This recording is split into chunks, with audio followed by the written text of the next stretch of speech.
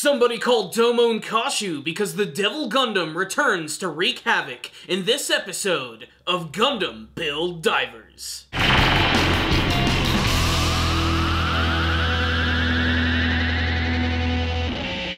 Anytime I get a reference to G Gundam, I'm immediately happy, and that's what we got in this episode of Gundam Build Divers. A really exciting looking episode, and arguably the best looking action that we've seen from the series thus far. It also featured a very surreal plot, where both Riku and Yukio actually team up with the current champion, Kyoya Cujo, who seems to be taking on the guise of a Char Aznable clone in this episode.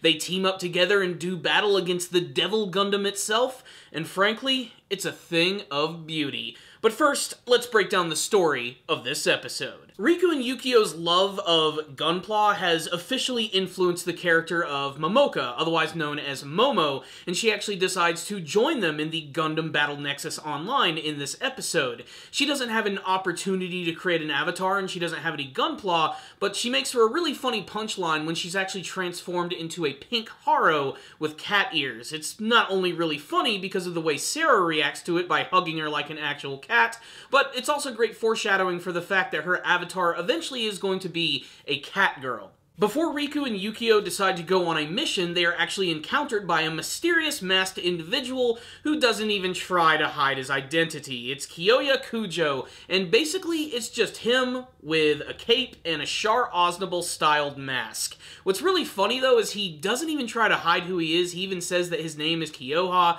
It's very obvious by what he looks like, his hair. They even have some suspicions at the beginning of the episode, but he decides to join them on a mission where they're going to go fight against the Devil Gundam and all of its following mobile suits, such as the Walter Gundam and all the other Devil Gundam spawn. It's basically a giant homage to G Gundam itself, and you know what? It's awesome. It absolutely works. I think that G Gundam has some of the most outlandish designs of the series, and honestly, it feels right at home in Gundam Build Divers. But before they can actually go toe-to-toe with the boss, they are encountered by 3 players using J-Guns, and they happen to be manipulating their Gunpla through illegal means. They're actually changing the data and making them even more powerful than they really are. So they end up having this big, intense fight, which is so well animated, I just cannot do it justice. But it's really great to see Riku and Yukio and, of course, Kyoya, the champion, teaming up and taking these guys down. But it's when the Devil Gundam comes out when things really start to get intense, as its overall entrance is awesome, as it just busts through the walls, its massive, like, wiry tentacles exploding all over the place like giant tree roots, just erupting everything in its path. And there is a scene where it is about to destroy Sarah, who's running away with Momo, who is still in her haro form, and right as she's about to get blasted at point-blank range, that's when Kyoya decides to get in the way and allows his Gunpla to get hit. Now, throughout this entire battle, he's using the Dark Hound, which is arguably one of the coolest looking Gundams from the entire series, and maybe the coolest Gundam from Gundam Age, as it's basically a pirate Gundam, but man, that was all just an outer shell. It was just a shield, if you will, and he finally reveals the Gunpla underneath, which is, of course, his Gundam Age Magnum. I love the look of this mobile suit. I especially love the fact that this Gunpla also has a new ability that we've never seen in his previous battles, and he manages to take down the Devil Gundam with one hit. He's actually able to combine all of the funnels on his mobile suit and have them launch up into the air, which creates a massive beam saber, which he uses to slice it completely in half, taking it out in the blaze of glory. It's awesome! The episode ends with Kyoya actually friending both Riku and Yukio, not to mention the brand new superfan Momo, and he explains the reason that he's been going into the world is he's looking for mass divers, which are these people who are manipulating their Gundams through illegal means. I'm not sure where this is ultimately going to be headed, but I like it as it finally raises the stakes a little more than some of the stuff we saw from Gundam Build Fighters Try. Really, the series is doing things a little different, and frankly, I'm loving it so far. So what's the rundown on this episode of Gundam Build Divers? Wow, what a great episode. This was the first one to actually send chills down my spine. The ones that gave me like that special feeling I got when I was watching Gundam Build Fighters for the very first time. And a lot of that is owed, of course, to the amazing action sequence at the end of this episode. I especially love that every single character got to shine as well. It wasn't just the Kyoya show in this episode. That being said, Kyoya and his Gundam Age 2 Magnum was just incredible in this episode right here. But I even love Yukio's Gunpla, the GM3 Beam Master. I love the fact that it has this brand new weapon, which is a giant cannon, which instantly switches from beam rifle to Gatling rifle. I think that's really awesome, and he's able to use it to great effect in this episode. Even Riku has managed to upgrade his Gundam 00 Diver just a little bit more to make it all the more distinctive. I have a feeling that he's going to almost upgrade it every other episode, and we're just going to keep seeing the evolution of this thing. Surprisingly enough, he's still not like the major star of the series. He's not outshining anyone. I love that everybody's getting an equal opportunity to do some really cool stuff. This episode also takes the time to introduce some brand new characters in a very mysterious fashion. Not only at the end of the episode do we have a mysterious hooded individual, which is probably the one you see in the intro, but we also have the first appearance of the Ninja Girl. It appears she's piloting some sort of robot bird of some kind. I can't put my finger on what it is, but the intro, she's actually piloting an SD Gundam, so maybe it has the ability to transform.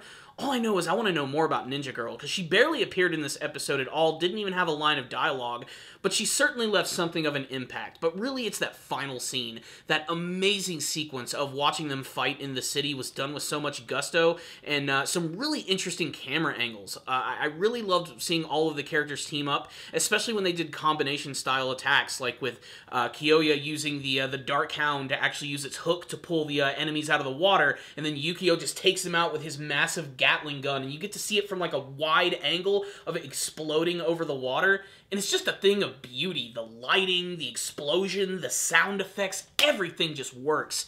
But it's that final confrontation with the Devil Gundam that really sold my love for this episode, especially because it just showed how incredibly awesome Kyoya really is to be able to take this thing out single-handedly on his own, and it's done with some expert animation. But really, it's that moment where all of the funnels come off his body, they cut up all of the wiring underneath the Devil Gundam, they return to him, form together into like a massive blade that shoots up into the sky, creating a massive beam saber, maybe the biggest one that we've seen in the entire Gundam franchise.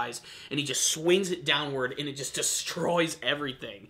It is awesome. I absolutely love it, and it was the perfect homage to G Gundam as well. The Devil Gundam itself has always had one of the craziest, most menacing designs of the entire series, and that's because it is a living, sentient robot. It's not the typical Gundam that you ever see, and with the color scheme we got from it in this episode, it just popped right off the screen. Every still image of it looked so detailed and so awesome, but when it was moving too, it looked awesome. It reminded me that I do believe, honestly, G Gundam and Build Fighters has some of the best mecha designs of the entire franchise. Basically, what I'm trying to say is I loved this episode right here. It was a great setup, and the fact that they already got the champion meeting the main character this early on is kind of a big deal.